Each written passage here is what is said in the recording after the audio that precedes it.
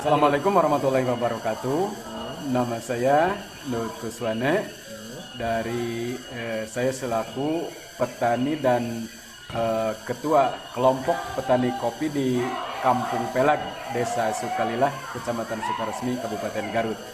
Di mana kopi Pelag ini adalah kopi varietas unggulan untuk di Kabupaten Garut dan sudah disertifikasi oleh Balai Peneliti Tanaman Industri dan Penyegar atau Balitri, dan sertifikat dikeluarkan oleh Pusat Penelitian Kopi dan Kakao Indonesia, yaitu Puslitkoka yang ada di Jember.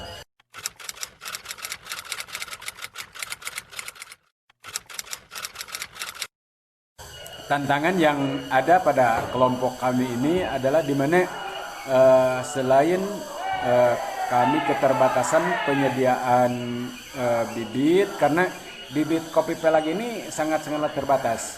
Induknya saja saya hanya punya 3 pohon, Pak.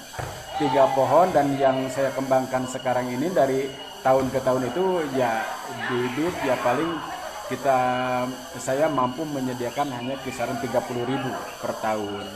Dan tantangan selain itu keterbatasan bibit, lalu keterbatasan kami untuk pengolahan spesialty, Pak.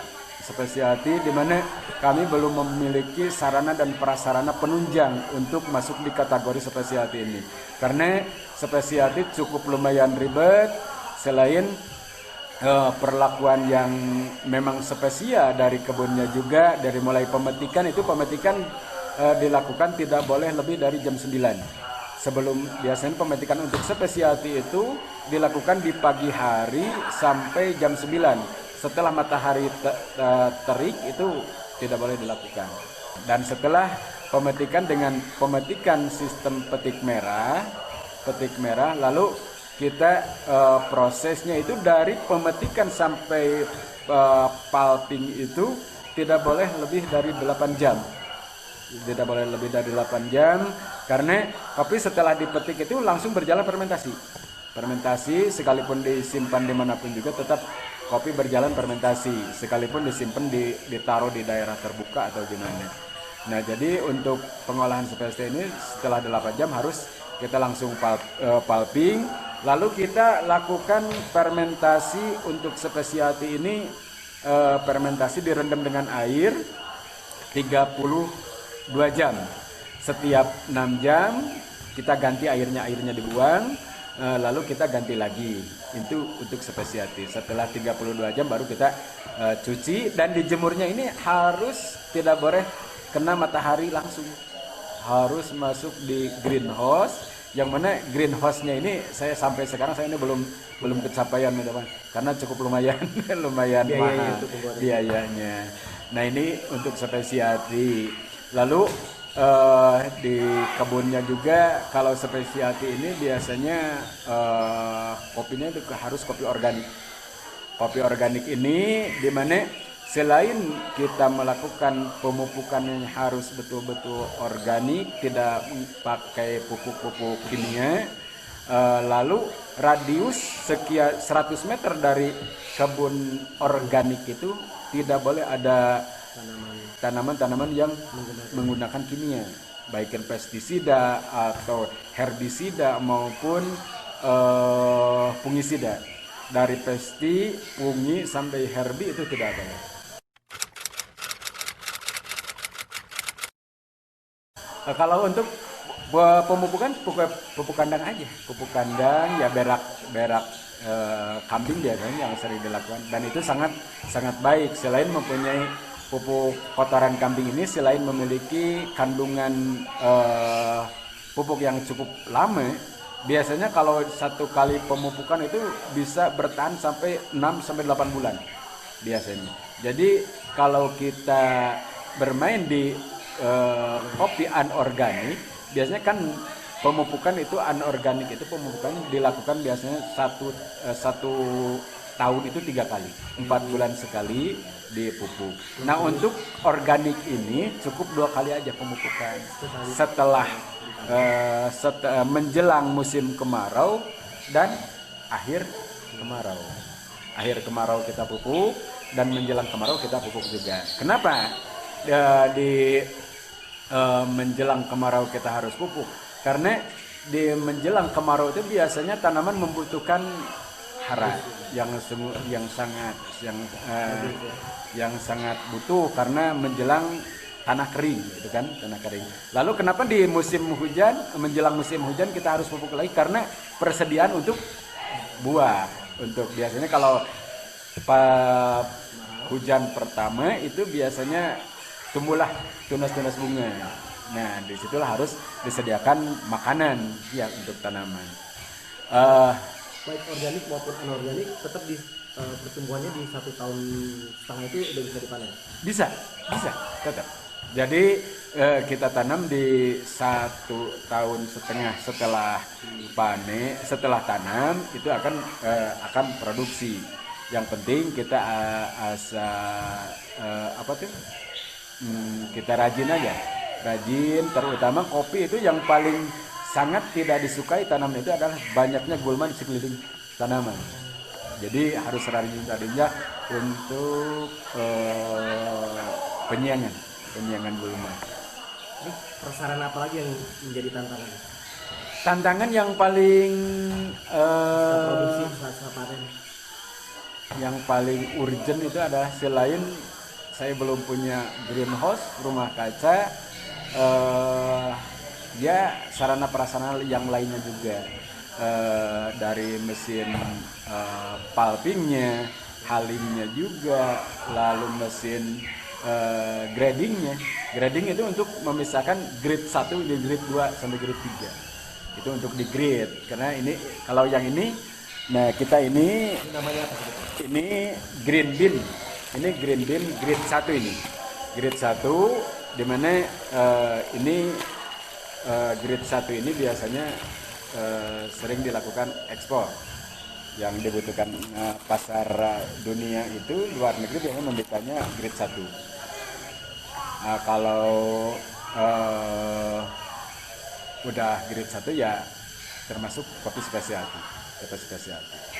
Nah, untuk spesialty ini saya ya selain greenhouse juga mesin pulping dan halingnya itu ya harus mengikuti standar.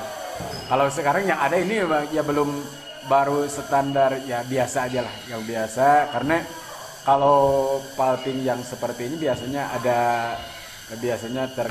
pada bijinya tuh sering ada yang cacat gitu kan, karena setelnya kayak gini jadi susah untuk diperlakukan lebih baik lagi gitu kan. Ini tahapan apa nih Pak? Kalau yang ini tahapnya gabah ini, dan ini kebetulan ini yang adanya yang hanya yang gabah kayak gini, dia termasuk kopi jeleknya juga ini. Dari gabah kemudian? Dari gabah kita proses masuk ke yang ini ya green bean. Dari gabah kita proses haling, lalu jadilah green bean. Dari green bean itu udah siap roasting dan lalu kita roasting, jadilah ini roasted bean. Roasted bean ini dimana kopi sudah siap untuk di grinder, dibubukkan dan untuk siap untuk disajikan. Selama ini Bapak hanya tahap yang dijual dalam bentuk apa aja? Yang dijual itu tergantung permintaan. Kalau kemarin selama ini yang paling banyak saya jual itu adalah gabah. Itu ya biasanya ya gabah. Biasanya diproses gabah seperti inilah yang permintaan yang kemarin. Dan karena selain ini lebih cepat dan lebih mudah, jadi uangnya cepat. Karena juga tadi nggak ada sarana-sarana yang disampaikan itu ya. Apa? Karena tidak ada sarana untuk memproses. Oh, ini cukup pulping aja yang butuhkan, mesin pulping kalau untuk menjadi seperti ini. Nah, kalau untuk menjadi green bean kita butuh lagi mesin haling. Ya, mesin haling yaitu huller. Sudah punya belum mesin huller? Belum. Nah, setelah ini kita proses lagi. Untuk menjadi roasted bean ini butuhlah mesin, yaitu roasting. Udah ada. Mesin roasting ada, cuman ya masih terhitung ya roasting yang biasa aja, yang biasa. Belum, biasanya kan macam-macam produknya itu biasanya dari hasil dari mesin roasting ini cukup lumayan menentukan untuk di cita rasa dan aroma.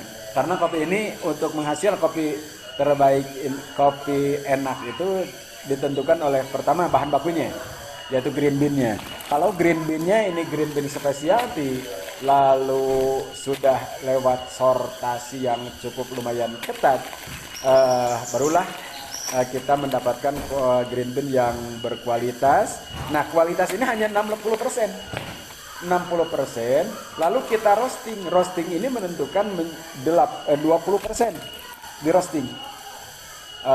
Bahan baku 60%, roastingan 20%. Dan itu juga sekalipun mesinnya udah mesin yang cukup lumayan baik, cukup lumayan mahal, tapi kalau si roasternya ini, si tukang roasting ini belum terampil, belum bisa mengolah kopi dengan menghasilkan cita rasa yang baik, itu repot juga. Jadi bahan baku lalu roastingnya ini 20% menentukan. Lalu setelah di roasting berarti menjadi 80%. 20%-nya lagi di mana? Di penyajiannya itu. Di penyajian. Taruh tadi saya bikin P60 atau di espresso atau tubruk, manual brew gitu kan, macam-macam di penyajian. Nah, proses-prosesnya seperti itulah untuk menghasilkan kopi yang berkualitas dan bercita rasa yang sangat digemari dan sangat dicari oleh para penikmat dan pecinta kopi. Ya, tergantung di beberapa faktor itu. Karena di roasting juga ada light, profil roastingnya itu ada light to medium, ada medium to dark, ada juga dark. Kalau nggak salah itu ada 5 profil roasting. Kalau light kita masih muda, lalu agak naik dikit, masuknya light to medium. Kalau di medium itu pertengahan. Ada medium naik dikit, medium to dark, ada juga dark. Dark biasanya di ujung. Dan untuk kopi Arabica ini biasanya kalau di dark itu jarang-jarang. Biasanya kebanyakan kalau Arabica ini profil roastingnya di medium. Ini di ketinggian berapa, Pak? Ini ketinggian si pelag ini di ketinggian 1320 dan kita sedang mengembangkan di ketinggian 1800 mdpl. Dan tentunya akan mendapatkan cita rasa dan aroma yang lebih biasanya. Lebih tinggi semakin. Apalagi pH tanahnya sangat subur, dan mudah-mudahan aja apa yang kita rintis sekarang ini bisa menghasilkan cita rasa kopi dan aroma yang dibutuhkan betul-betul oleh penikmat kopi dunia. Apalagi dengan sekarang ini kan ada perhutanan sosial IPHPS ya, IPHPS. Sekarang kita sedang mengembangkan untuk mengembalikan fungsi hutan sebagai sumber kehidupan manusia, dan sekarang ini sudah hampir sebagian rusak ya akibat ulah manusia. Dan kita ini dengan IPHPS ini kita lakukan penanaman, tegakan dan budidaya kopi. Untuk pemanfaatan lahan di bawah tegakannya itu kita tanami kopi, di mana hutan akan lestari dan masyarakat itu akan sejahtera, insya Allah.